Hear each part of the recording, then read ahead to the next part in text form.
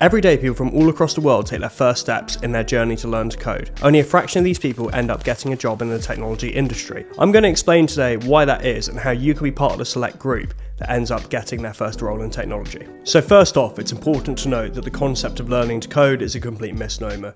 You never really stop learning to code. However, for the purpose of this video and going forward, when I talk about learning to code, I'm going to talk about learning to code to the point where you're able to get a job in technology. So, aka becoming technically ready to and actually able to get your first job in the industry. Personally, I had 2 stalled attempts at learning to code, even after I'd already decided it was what I wanted to do. It was only my 3rd attempt that actually got me to the point where I got my first job in the industry. So if you're even attempting to do this by yourself, fair play, you've clearly got a great work ethic. And because of that, I want to help. So let's move on. Step 1 is to get off the tutorials as soon as possible. Now I'm going to produce a whole video on this concept because it's rather complicated, but you really need to be getting off these as quickly as you can. For me personally, not getting off the tutorials is definitely one of the biggest mistakes I made when learning to code. It caused my 2 failed attempts, and then as well, my actual 3rd attempt, which took me quite a while in the end, was definitely slowed down by the fact that I refused to get off the tutorials, mainly out of nerves. So the reason why I consider this so important is twofold. So reason number 1, most people that are doing tutorials are doing so in a very isolated environment. You'll be doing so on some kind of e-learning platform. Basically, you won't be in your own IDE. And if you don't know what an IDE is yet, but you've still ended up on this video, chances are that you're probably in this position right now. So to clear that up, an IDE is an integrated development environment, the most common of which being VS Code. That's the one I personally use. I'd recommend you download an IDE as soon as possible, even if you don't start fully coding in it yet. One way you can potentially start by doing it is writing the answers and solutions to your tutorials in your IDE and then copying them over to the tutorial platform. It's just generally a good idea to be able to work in an IDE because that's what we do day to day as software engineers in the quote-unquote real world. If you're a bit nervous about going all the way, you're in luck because there is a midpoint. There's a website called Replit, which I use pretty extensively to help get me off something like Free Code Camp. Whilst Replit isn't perfect, it does a really good job of replicating something like VS Code and the experience within that, but in the browser. If you're used to tutorials, you'll find it very hard to build projects independently, especially if you've never used an IDE. If you've never used an IDE before, you won't be able to manage a developer toolchain, you'll struggle working with multiple files most likely, and you won't generally know how to get around quickly. Even navigating an IDE takes some skill, and I'm not even talking about something like Vim. I'm talking about just VS Code, like learning shortcuts like multiple selections and things like that. Even taking the IDE out of the equation, you're going to find it very hard to build projects independently without someone guiding you there step by step, if that's what you're used to. You're going to really struggle to come up with solutions to common problems by yourself. Let's use an analogy here. When you learn to drive, the closer it comes to your test, the less instructions your instructor or teacher will give you. I remember the weekend before I took my driving test, and my driving instructor told me, okay, let's drive to this certain point. I think it was an ice rink in a town 30 miles away. I played hockey at that rink, so I knew the way and I was familiar with it. However, my instructor just put on the radio and barely said a thing the entire journey. It was an absolutely terrifying experience. I remember being 17 and really sweating about it, but I don't think I would have passed my test without it. It was an absolutely terrifying experience, but you know what? I passed my test. And you can just relate this to software engineering because you're going to become a much better software engineer if you're used to doing these things from scratch without having instructions every step of the way. If you really get into trouble, then that's when you can use something like Google independently, or say it quietly, ChatGPT. My next piece of advice for you is that you should learn in public. The learn in public movement has grown a lot, particularly on areas like Twitter over the past few years, and frankly, I wish it had been around more when I was learning to code. Hashtags like 100 Days of Code contain lots of people working on interesting problems and learning the fundamentals of software engineering. The way I suggest using the learn in public movement is to document everything you're studying. Each time you master a new concept, make some kind of content around that, be that a TikTok post or a Twitter thread. This will help others who are in their journey, and remember, if you give, you get. And another reason why this is great is imagine I'm a hiring manager, I've got 2 junior applications in front of me.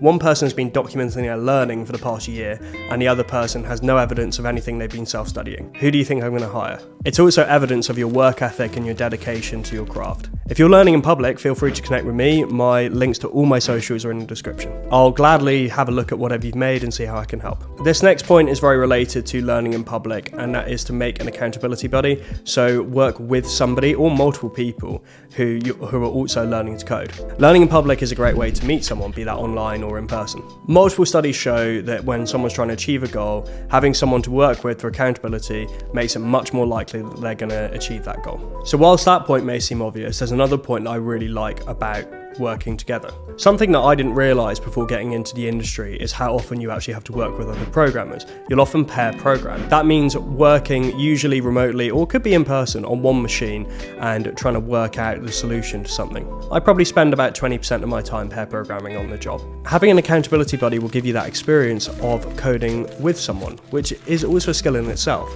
You have to explain what you're thinking out loud. That's also great for interviews. But again, another video coming on that soon. The final point I have about that is that when you're working with someone else, you fill in the gaps in each other's knowledge. Everyone has spots that they don't know about, but chances are those aren't the same spots for everyone. So you have the very cool effect of stuff you don't understand being filled in. As such, it's much more effective to learn with someone rather than in isolation. My next point is that you have to learn actively. Basically what I mean here is that you've got to take notes on everything, take notes on your notes. Humans recall more when they mix up the stimulus around knowledge. When I was studying my final exams to get into university, I would actually say things out loud as I wrote out my notes that I'd read from a textbook. I probably drove my mum mad, but by doing this, I'd effectively registered the information in 4 ways. Hearing it from the teacher, reading it from the textbook, writing it into my notes, and speaking it out loud. That way, I was much more likely to remember all the concepts.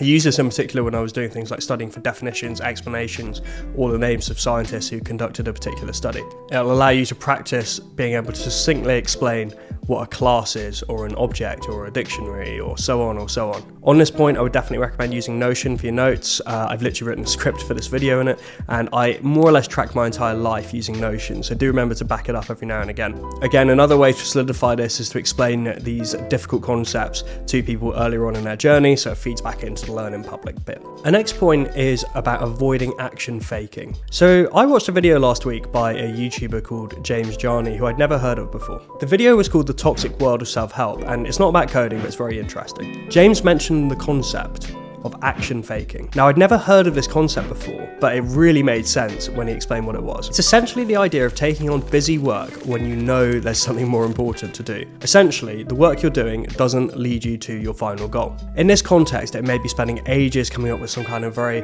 smart learning plan that you may find very difficult to stick with, or what's even worse than that, because it costs you financially, is going on to an e-learning platform and buying a load of courses. I've been there, and then you never actually take them. And obviously that's even worse because it literally costs you both your time and it costs you financially. Basically what I'm saying is you always need to consider your final destination of getting your first job in technology. Think, are my current actions helping me towards getting my first job? If they're not, try and think about why. The link to James's video is in the description. I highly recommend checking it out. To close out, I wanted to end on one of my favourite quotes. Motivation is temporary and discipline is permanent. You have to make learning part of your schedule wherever it fits in. Personally, I would say though, an hour a day beats 10 hours once a week every single time, even though it's technically less time. You have to remain consistent. Doesn't matter if it's before work, or in my case, used to bring in my laptop and do it on my lunch hour, or after you've put your kids to bed. Like, find a way around it in your schedule. And if you're not sure you can commit to it around a full-time job, then it may be worth considering saving up if possible and going to a coding bootcamp.